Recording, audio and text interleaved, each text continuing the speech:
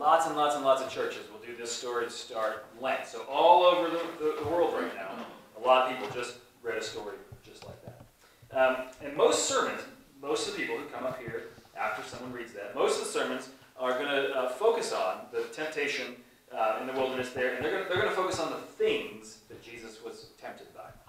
They're going to focus on the connections in your life. Like, what are you tempted by? And we'll go 1, 2, 3. A lot of places do that. So I'm probably not the only one who feels tempted all the time by things, but sometimes it feels like I need more food, more money, more security, more stuff, more knowledge, more whatever, more status.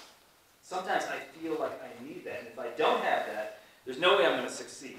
There's no way I'm going to be fulfilled. There's no way that I know that I matter. It feels like I won't be complete. I'm going to miss out. Oh, everything's never going to work out, which really is a toxic ingredient to the American psyche, that we always need more. There's whole industries committed to making you feel inferior or dull or empty or not enough, and Jesus says, we're going to resist that. We're not going to follow down that path. We have a different path. Or 2, I hear all the time, especially in this country, we want more safety to protect us from the bad guys. And so we take off our shoes at the airport, which, I don't know, it seems like a crazy ritual. Some people love to carry their security in their back pocket, which of course makes things more dangerous, but they feel that ritual that they need it. We have all these rituals of safety because otherwise I'm afraid. And fear is so easily manipulated. And Jesus says, no, we're not going to follow that. That's a path over here. We're going to resist that temptation. We're going to go over here. 3, of course, our favorite game in this country, whether it is Hansen getting mad at snowboarders on the mountain, or like whatever happens on your news programs in D.C., it comes down to, I want more control because how dare someone else control me? I want to be able to go down the path I want without someone in my way. I want to do what I want so no one else can say. I want control. It's a dark swamp, and it ends up being that we're not really fighting over the things we're fighting about. We're just fighting about control. And Jesus says, no, that's another path. I'm going to resist that. You should resist that. The outset of his ministry, before he ever teaches a lesson, before he ever heals anyone, before he ever does any miracles or does any parables, before any of that, Jesus faces his temptations, faces our temptations of stuff, security, and power. But I don't want to talk about that today. Gotcha, Alec. Oh, you're not done? Some sermons, I'm not done. You get like 3 sermons today. Sometimes you get 2, you get 3. Second 2 are free. Some sermons, in some places that had the same story today, are going to focus less on the temptations, less on the objects of temptations, and more on the tempter. We don't often, use words like the devil, like that's the scripture, that's what it said. Although in some Bibles you'll notice there's a footnote in some of those where it just says tempter, and some translators just sneak the word Satan or devil in there when really Greek just says tempter. But there is something in us. It's something that sometimes, it's in us, but it feels so powerful. Sometimes it feels like it's battering us from the outside. Sometimes it feels so aggressive that it makes sense to personify it, and we just have this image in our head of this thing, maybe this person, maybe this thing that just keeps on tempting us. But whatever this thing is, at the least, there is a feeling in all of us. I want that shiny thing over there. That's tempting me. I want it. I'm pulled to it. I'm drawn to it. And the accuser says, you aren't enough till you get it. You are not enough until you get that thing. And if you don't get that thing, you should just give up. Accuser, by the way, that word, accuser, does anyone know the Hebrew word for accuser? You do know it. You don't know, you know it. It's the word Satan. So this Bible in Greek, it says tempter, and in Hebrew, the word is accuser for the same thing. And whether you believe in a Satan thing or a general evil force or some dark dragons, whatever it is, there's something that draws us to these objects of our temptation, something that pulls from the best we are meant to be toward these broken wings, something that just pulls us away. Some sermons focus on that tempter today, but I don't want to talk about that either. Other sermons, a few of them, Jesus' resistance to all this. He resists the devil, which shows that he is divine, which I don't understand, but I've heard that sermon. Some would say he resisted temptations so you can resist temptations, which might be true, but two things happen there. It's like, one, I'm not Jesus, so my resistance is a lot weaker. And two, that turns into a lot of finger pointing. Like, you resist your temptations for that. You resist your temptations for that. I don't know what you're tempted for, but I'm going to make you feel guilty right now. I don't want to do that. Sometimes this turns into, so Jesus was famished for 40 days, so you should do your Lent too. You should give up Facebook. You should give up beer. You should give up something, which is great. Like that's helped me before. I've done things where I've given up or added part for Lent. That's been great. But like Jesus's example is something more life-changing. So I don't want to talk about that either. What I do want to talk about, I don't know, he really wanted that one. He wanted that Lent thing. What I do want to talk about is even if there's something pulling us toward those dark things, it seems to me that there's something pulling us, fulfilling us toward being on the path that God wants us to be on. There's a reason that Jesus was able to remain committed to living better for himself and for the world. And anytime we do that right, I think there's a reason that we have that ability. It's not just us. It's not just my strength or your strength. It's not just Jesus' strength. We certainly have some of that, but there's something that originates before us. It seems to me, and it comes up all through the Bible, and in fact, if you've ever paid attention to any other religion, the same theme comes up in every religion I know. It seems to me, it sure makes sense, whatever power we have, whatever motivation it is to use our power, comes from something deep, eternal, universal.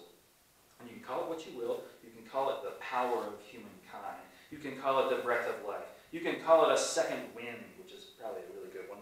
But there is a spirit in all things.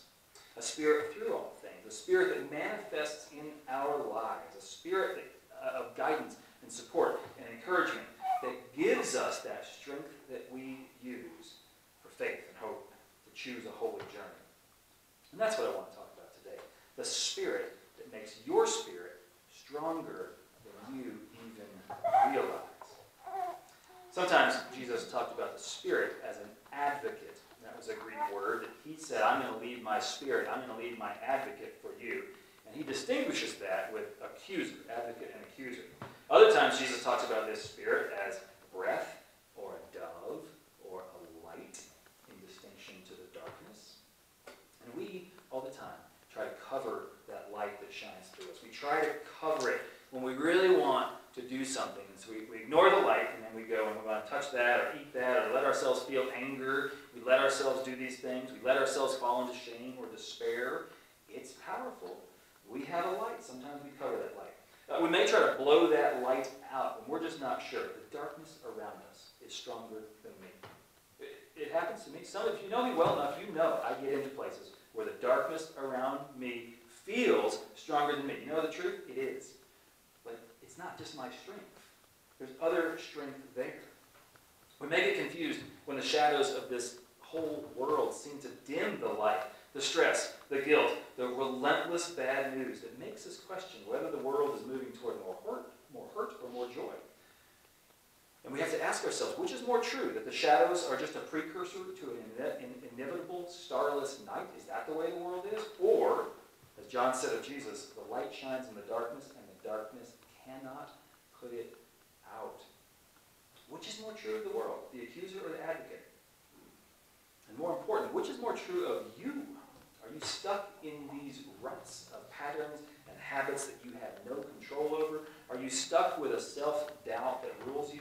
Are you stuck shielding your light because you might be judged or hurt if you let it shine? If so, if that is ever in your heart, this is the Sunday for you.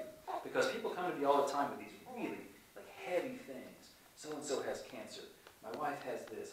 I'm fighting over this. There's these huge problems in the world, and those are painful. And some people during prayers here, they bring the most awful issues of the world that they want God to comfort. And this is the place for that. Some people focus on the big and dramatic tragedies, but so much of what I see in the world, so much of what I see in y'all, so much of what I see in people I love in my life, so much of what I see when I look in the mirror, I think one of the great persistent drivers of pain, and the thing that Jesus consistently asks us to resist is when we fall into the trap of believing the accuser more than the advocate.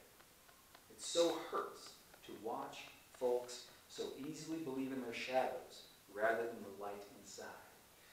It might be depression, it might be addiction, it might be sadness, whatever it is. We all know someone. We look in their eyes and we wonder, why can't you see yourself like I see you? Why don't you understand how great you are? Why don't you understand the power of the Spirit within you that makes you be you? We all want to be able to reach to these people. Sometimes we want to be able to reach to ourselves and remind us who we are as children of God.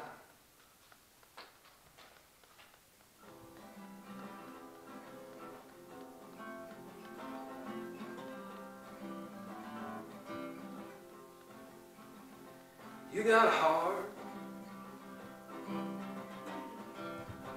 like a hurricane lamp. You got a heart like a hurricane lamp. I see you shine anywhere I am. You got a heart like a hurricane lamp. You keep your light inside. You keep your light inside. You keep your light inside. You keep your light. It's a long black night coming down on you, the one that howls inside, where the wind blows through. I know you feel like you're dying for anything true. You got a light, and it shines in you. So keep your light inside. Keep your light inside. Keep your light inside. Keep your light.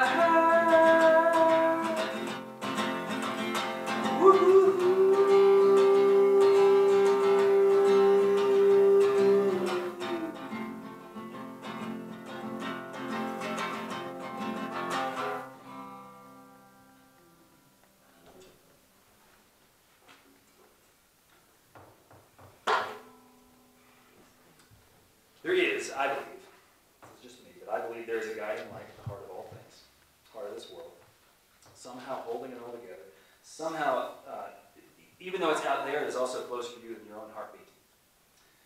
There's a spirit that animates all love.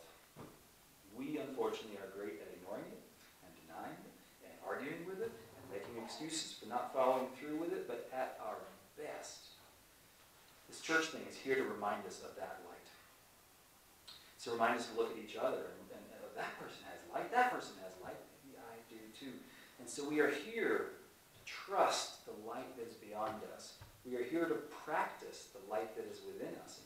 We are here to honor the light that is in all of us. I believe in you. I believe in this church. More importantly, God believes in us. Not because you're anything special. You aren't. It's not your strength. It's not your wisdom. That just follows us down the path to wanting more of that. No. God believes in you because you have a spirit.